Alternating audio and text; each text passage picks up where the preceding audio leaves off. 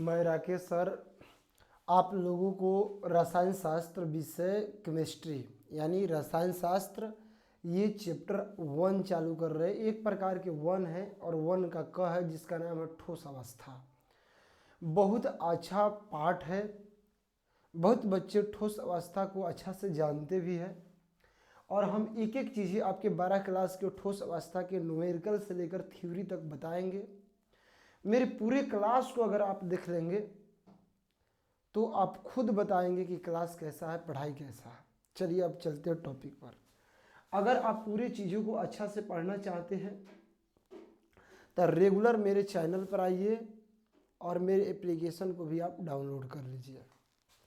तो देखिए ये जो चैप्टर है इसका नाम है ठोस अवस्था। तो सबसे पहले बताए पदार्थ, किसी भी चीज़ का शुरुआत जो होता है वो पदार्थ से होता है। इसको हम लोग इंग्लिश में मैटर कहते हैं, क्योंकि मैटर माने पदार्थ होता है। पदार्थ किसे कहते हैं? जिस वस्तु में द्रव्यमान हो, जिस वस्तु में क्या हो, द्रव्यमान हो। अगर जिस वस्तु में द्रव्यमान हो तो उस वस्तु को हम लोग पदार्थ कहते हैं। एग्जाम्पल का मतलब हुआ, ऐसा नहीं कि पदार्थ द्रव्यमान रहेगा तो देखिए जगह घेरेगा, उसमें आयतन होगी, जगह घेरेगा। तो जिस वस्तु में द्रव्यमान है तो उसे पदार्थ कहते हैं। जिसे पानी देख लीजिए, इसमें द्रव्यमान है और क्या हो जाएगा, पत्थर हो जाएगा, मिट्टी हो जाएगा, मिट्टी, और क्या हो जाएगा आपका, लोहा हो जाएगा, क्योंकि लोहा में भी द्रव्यमान होता है। इसी तरह गैस भी हो जाएगा, एलपीजी गैस हो जाएगा, क्योंकि एलपीजी गैस में भी क्या होता है, द्रव्यमान होता है। हवा भी पदार्थ होगा क्योंकि इसमें द्रव्यमान होता है। और एक बात लिख लीजिएगा, जिसमें द्रव्यमान होगा वह स्थान घेरता है। तो जिन वस्तुओं में द्रव्यमान होता है उससे पदार्थ कहते हैं। अब बताइए, आप ही लोगों से पूछते हैं प्रकाश क्या पदार्थ है? तो प्रकाश पदार्थ नहीं है, क्योंकि प्रकाश में कोई द्रव्यमान नहीं होता है। क्या चाल पदार्थ है? तो चाल पदार्थ नहीं है, क्योंकि चाल में कोई द्रव्यमान नहीं होता है। ऊष्मा पदार्थ है? तो ऊष्मा पदार्थ नहीं है, क्योंकि ऊष्मा में कोई द्रव्यमान नहीं होता। ऊष्मा ताप की अवस्था होती है, गर्मी को ऊष्मा कहते हैं। तो आप समझ गए कि जिस वस्तु में द्रव्यमान होता है उसे पदार्थ कहते हैं। अब आगे हम लोग बढ़ेंगे, एक एक चीजों को अच्छा से समझेंगे। अब क्या है कि जो पदार्थ है, पदार्थ जबरदस्त तरीका से समझिए कि ये जो पदार्थ है इसको अगर देखा जाए, जीवन के आधार पर देखा जाए, जीवन के आधार पर तो जीवन के आधार पर जो पदार्थ होते हैं दो प्रकार के होते हैं। एक होता है सजीव पदार्थ और एक जो होता है बाबू निर्जीव पदार्थ होता है। सजीव पदार्थ किससे बना होता है? तो सजीव जो पदार्थ होता है कोशिका के बना होता है, कोशिका से। ये जो होता है कोशिका से बना होता है।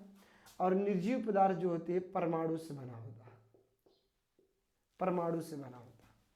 तो अब बता ले जाओगे कि जो सजीव पदार्थ है सेल से बना होता है और निर्जीव जो पदार्थ होते हैं एटम से बना होता है। और इसके बनने में जो समय है ना ज्यादा लगता है, इसको बनने में जो समय होता है ज्यादा लगता है और इसके बनने में जो समय है ना वह कम लगता है। इसके बनने में समय का लगता है कम।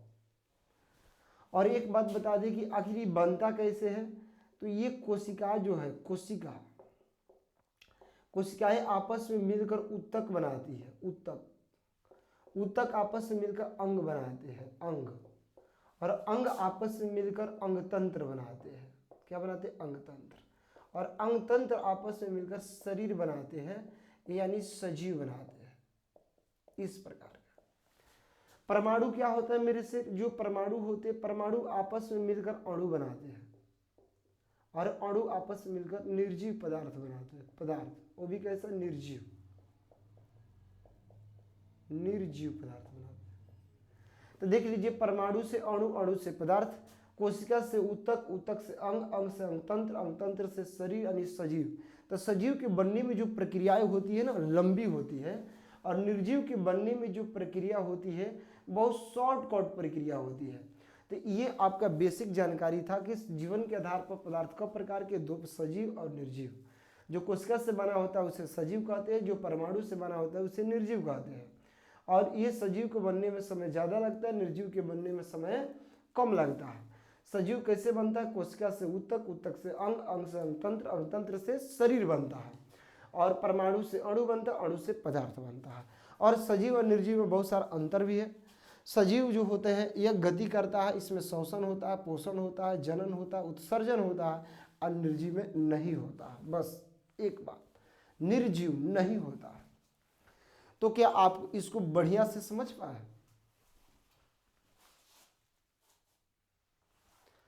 तो अब पढ़ेंगे पदार्थ का वर्गीकरण, माने वही बंटवारा, विभाजन। पदार्थ को दो आधार पर बांटा गया, एक भौतिक आधार के, भौतिक अवस्था के आधार पर, एक जो बचा बांटा गया है ससुरा रासायनिक अवस्था के आधार पर। अब ये जो भौतिक अवस्था है इस पे पदार्थ को 5 भागों में बांटा गया, मुख्य 3 भागों में बांटा गया है। ठोस, द्रव, गैस बांटा गया है। और क्या बांटा गया है? तो और बांटा गया है प्लाज्मा, और एक बांटा गया है आपका बोस-आइंस्टाइन कंडेंसेट, BEC। ठोस में क्या होता है? इसका आयतन निश्चित होता है, आयतनु निश्चित होता है, और इसकी जो आकार है ये भी निश्चित होता है, ये दोनों निश्चित होता है। द्रव में क्या है? आयतन जो होता है निश्चित होता है, लेकिन आकार निश्चित नहीं होता है। इसमें क्या होता है कि आयतनों निश्चित नहीं होता है, आकारों निश्चित नहीं होता है। जैसे मान लीजिए कोई भी ये मार्कर है, ठोस है, ये जितना जगह यहाँ घेरेगा उतने दिनारा में भी जगह घेरेगा, और इसका आकार जैसा वैसे ही कल भी होगा। द्रव में जिसे पानी ले लीजिए, जितना जगह बर्तन में रखिएगा घेरेगा उतने बोतल में रखिएगा हवा में घेरेगा, लेकिन आकार बर्तन में छितर जाएगा, और पनिया बोतलवा में क्या होगा? ऊपर की ऊंचाई में हो जाएगा, तो आकार बदल जाएगा। गैस, जैसे सिलेंडर में गैस भर रहे हैं आप, जिसे वायु गैस है, एक प्रकार का मिश्रण है वायु, लेकिन वायु में पूरा सारे तत्व है, जिसे ऑक्सीजन है, ये सारा क्या है? गैस है, ऑक्सीजन, नाइट्रोजन। ये गैस क्या करेगा? जिसे सिलेंडर का ही गैस का एग्जाम्पल लीजिए, LPG का, इसको अगर छोटा सा में 1 किलो गैस डालिए उतना का जगह घेरेगा, बड़ा वाला सिलेंडर में 1 किलो पूरे जगह घेर लेगा, तो इसकी जगह भी घेरने का बदल जाएगा, और आकार तो इसका बदल भी करेगा। ये बात हो गया। प्लाज्मा क्या होता है? प्लाज्मा जो होती है उच्च ताप पर, अगर टेम्परेचर किसी पदार्थ का ज़्यादा कर देंगे तो उच्च ताप पर ये पदार्थ प्राप्त होता है। इसे पदार्थ की चौथी अवस्था भी कहा जाता है। ये पदार्थ जो होता है चमकीला होता है। क्या होता है? चमकीला। जैसे सूर्य के प्रकाश, सूर्य में ये उत्पन्न होता है। बोस-आइंस्टाइन कंडेंसेट क्या होता है? निम्न ताप पर, अति निम्न ताप पर प्राप्त होता है। किस ताप पर? अति निम्न ताप पर प्राप्त होता है। और ये जो होता है ना, बहुत शीतलित द्रव होता है, शीतलित पदार्थ होता है। शीतलित मतलब बहुत ठंडा ये पदार्थ होता है। ये बात होगी। अब रासायनिक अवस्था के आधार पर जो पदार्थ होते हैं 3 प्रकार, एक तत्व होता है, एक जो होता है यौगिक होता है, यौगिक, और एक जो होता है मिश्रण होता है, मिश्रण, मिक्सचर। तत्व किसको कहते हैं? तत्व जो होता है इसका अपना खास संकेत होता है। क्या होता है? संकेत। और दूसरा बात है ये जो होती है शुद्ध होता है,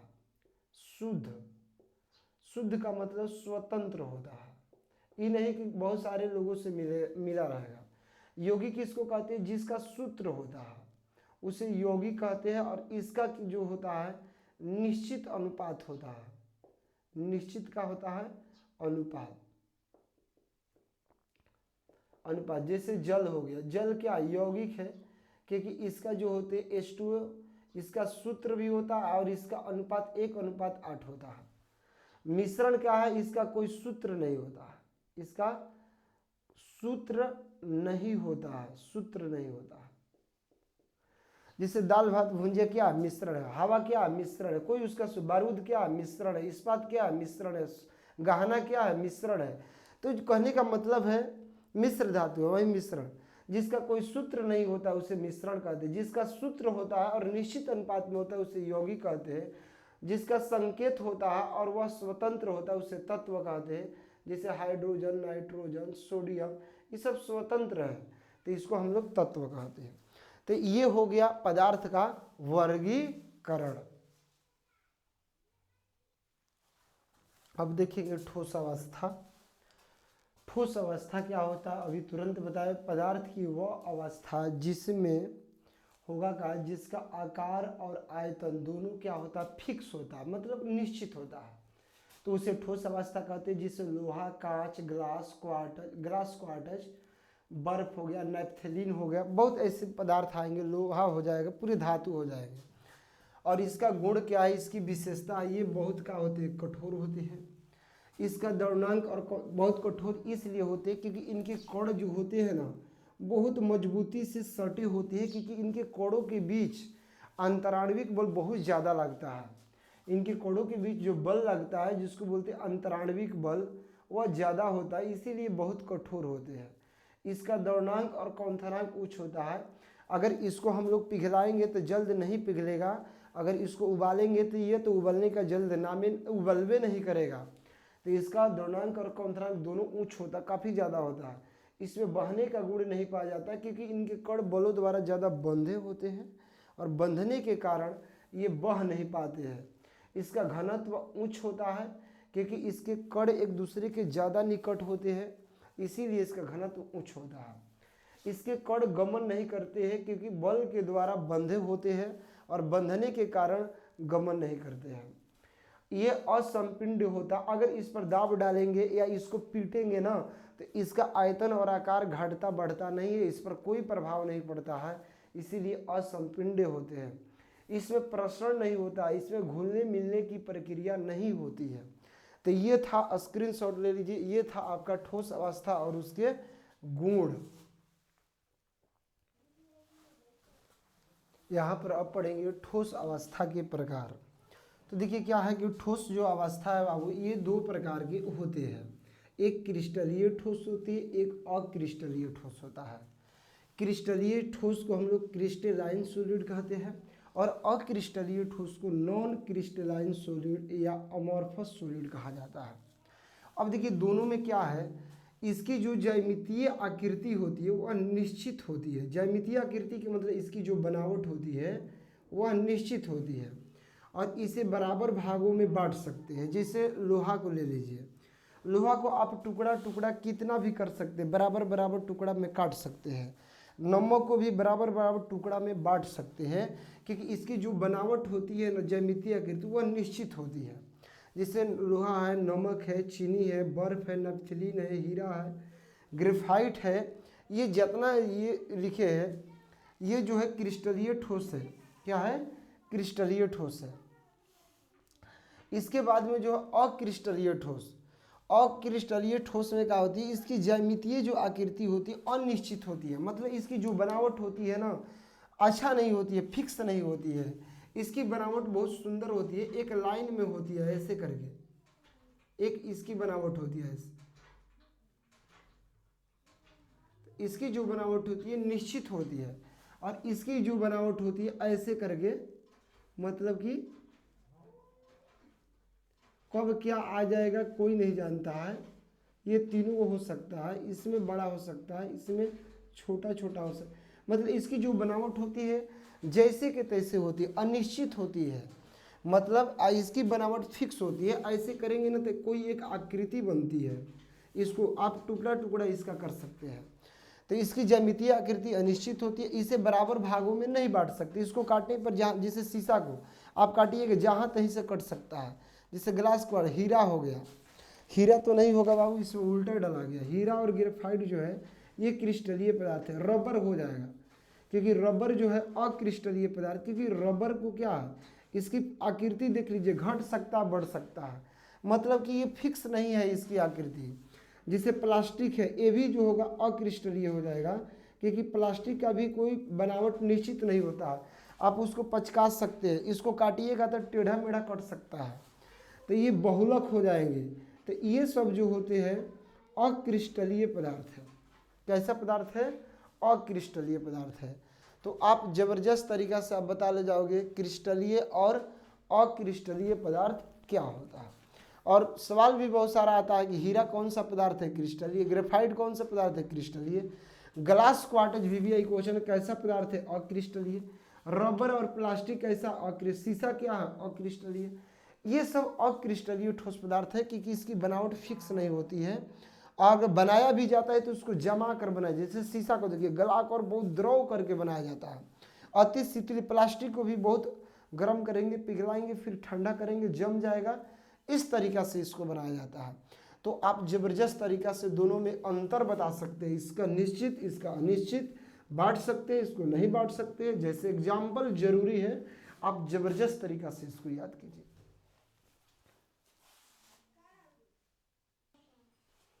अब हम लोग क्या है, देखिए सबसे वीवीआई टॉपिक है क्रिस्टलीय ठोस और अक्रिस्टलीय ठोस में अंतर। 5 नंबर आपका फिक्स हो गया, इसको याद कर लीजिए। क्रिस्टल ठोस या क्रिस्टलीय ठोस, अक्रिस्टलीय ठोस या अक्रिस्टल ठोस, बात एक ही है। यहाँ क्या है, क्रिस्टलीय जो ठोस है इसका ज्यामितीय आकृति बताए थे निश्चित होता है और इसका अनिश्चित होता है। इसको बराबर बराबर टुकड़ों में बांट सकते हैं, इसको नहीं बांट सकते हैं। मतलब कि क्रिस्टलीय का मतलब है अक्रिस्टलीय, मतलब जो क्रिस्टल में होगा वो अक्रिस्टल में नहीं होगा। बस एक लाइन में याद कर लीजिए। इसका द्रव्यमान उच्च होगा तो उसका उच्च नहीं होगा, निम्न होगा। मतलब इसको जल्द आप पिघला नहीं सकते क्योंकि इसके कोणों के बीच जो अंतराण्विक बल होता है काफ़ी मजबूत होता है और उसको बाहर तोड़ने के लिए बाहरी ऊर्जा एनर्जी देना पड़ता है, जिसे गर्म करना पड़ेगा। तो ज़्यादा देर तक गर्म करना पड़ेगा, उसके बल कमज़ोर होंगे, तब जाके उसके जो कण होते हैं टूट पाते हैं। तो इसका द्रव्यमान जो होता है उच्च होता है, इसका कम होता है। यह असमदैशिक होता है, एनिसोट्रॉफिक होता है। असमदैशिक का मतलब है अगर ऊष्मा ताप इसमें देंगे तो वह एक ही दिशा में नहीं जाएगा, विभिन्न दिशाओं में जाएगा। मतलब जैसे कलछुल है, उसमें आप गर्म कीजिएगा तो चारों ओर वह गर्म होगा धीरे धीरे। तो ये असमदैशिक होता है। और ये दीर्घप्रासी होता है। दीर्घप्रासी का मतलब है इसकी जो आकृति होती है अगर लंबा होगा तो जैसे ए आएगा तो ए आते रहेगा, तो बहुत लंबा समय तक ये आता है।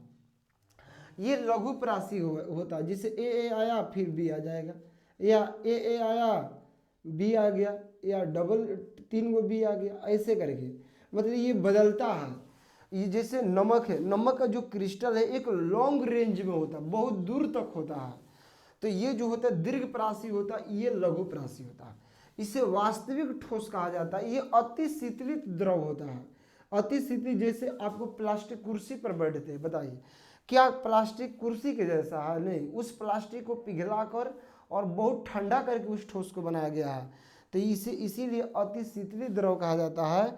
कोल्ड मतलब सॉलिड भी इसे कहा जाता है, या छद्म ठोस कहा जाता है, झूठा ठोस या सीडो ठोस कहा जाता है, या इसे काल्पनिक ठोस भी कहा जाता है। तो आप जबरदस्त तरीके, ये असमदैशिक ये समदैशिक, इसको गर्म करेंगे तो इसमें ऊष्मा या किसी चीज़ों का एक ही डायरेक्शन में पहले वह जाता है। तो ये समदैशिक ये असमदैशिक, बहुत ही ये दीर्घप्रासी ये लघुप्रासी होता है। तो ये दो बात बहुत वीवीआई है। आ जाएगा कौन सा ठोस असमदैशिक होता है तो अक्रिस्टलीय, कौन सा ठोस दीर्घप्रासी होता है अक्रिस्टलीय, कौन सा ठोस समदैशिक होता है क्रिस्टलीय, कौन सा ठोस लघुप्रासी होता है अक्रिस्टलीय, सॉरी अक्रिस्टलीय।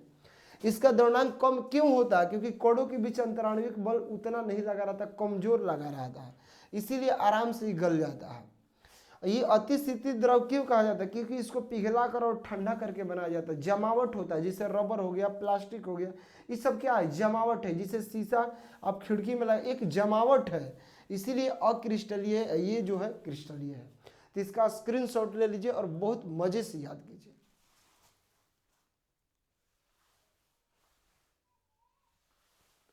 देखिए सॉरी, अक्रिस्टलीय ठोस नहीं बाबू, क्रिस्टलीय ठोस रहेगा। यहाँ थोड़ा अ दिया गया था, मिस्टेक हो गया था।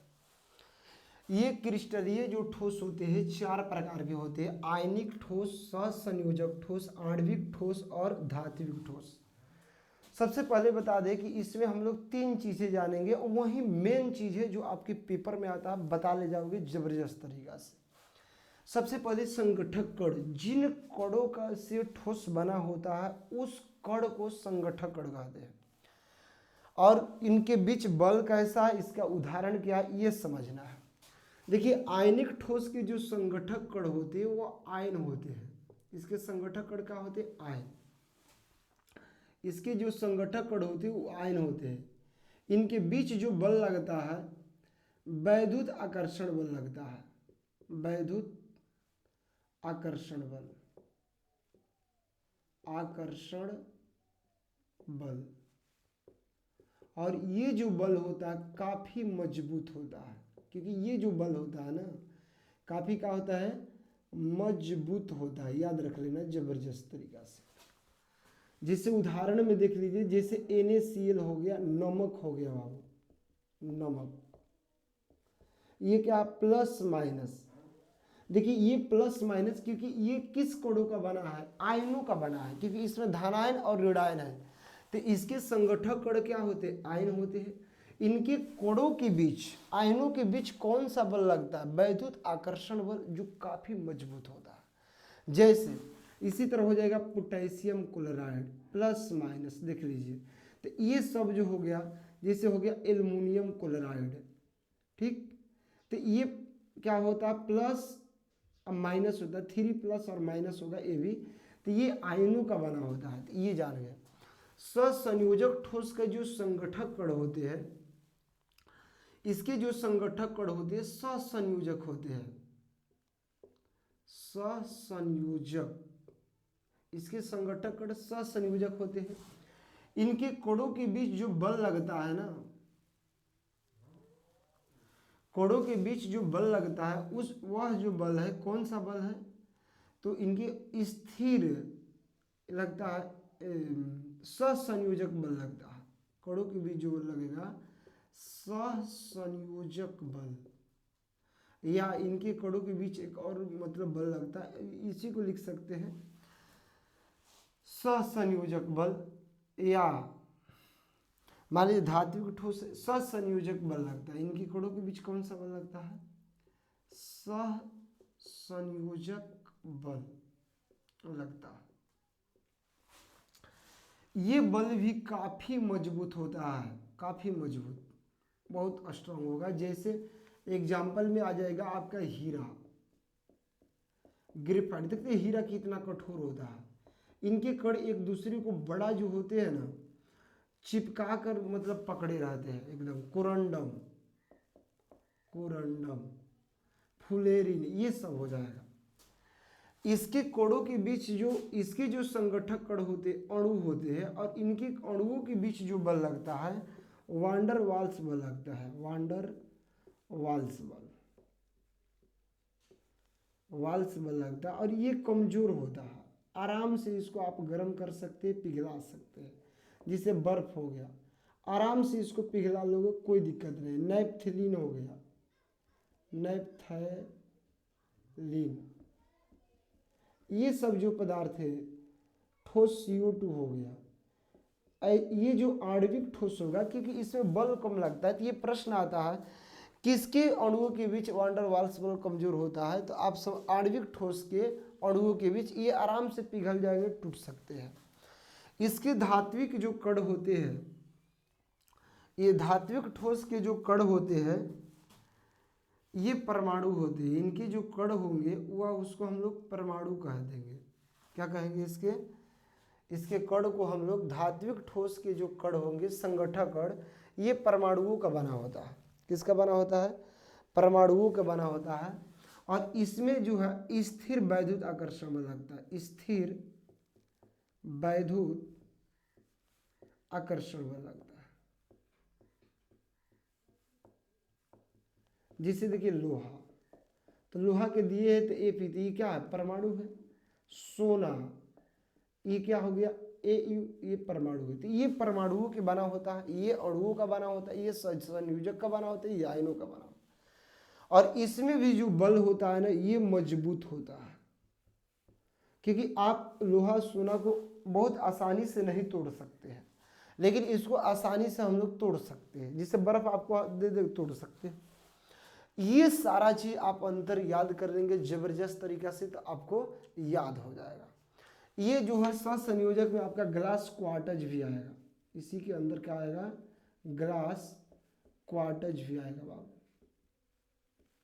तो पूरा का पूरा एकदम जबरदस्त तरीका से। तो बताइए आयनिक ठोस के संगठक कण को क्या कहते हैं, आयन। सहसंयोजक ठोस के संगठक कण को क्या कहते हैं, सहसंयोजक। आणविक ठोस के संगठक कण को क्या कहते हैं, अणु। धात्विक ठोस के संगठक कण को क्या कहते हैं, परमाणु। बताइए कि आयनिक ठोस के अणुओं आयनों के बीच चाहे संगठक कण के बीच कौन सा बल लगता है, वैद्युत आकर्षण बल, जो काफी मजबूत होता है क्योंकि इसमें अंतराणविक बल बहुत मजबूती से बांधे रहता है। सहसंयोजक के बीच कौन सा बल लगता है, सहसंयोजक बल लगता है, काफी मजबूत होता है, जिससे एग्जाम्पल है अणुओं, मतलब आणविक ठोस के अणुओं के बीच कौन सा बल लगता है, वांडर वाल्स बल लगता है, जो कमजोर होता है, जिससे एग्जाम्पल है। और ये जो धात्विक ठोस के परमाणुओं के बीच कौन सा बल लगता है, स्थिर वैद्युत आकर्षण बल लगता है, जो मजबूत होता है। अब पेपर में प्रश्न आता है हीरा किस प्रकार का ठोस है, तो सहसंयोजक ठोस है। बर्फ किस प्रकार का ठोस है, तो आणविक ठोस है। लोहा या सोना आ चुका है पेपर में, किस प्रकार के ठोस है, धात्विक ठोस है।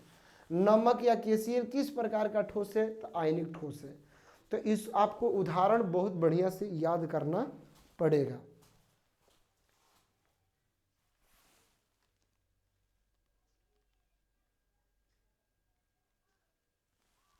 तो ये उदाहरण है, इसका स्क्रीनशॉट आप लोग ले सकते हैं।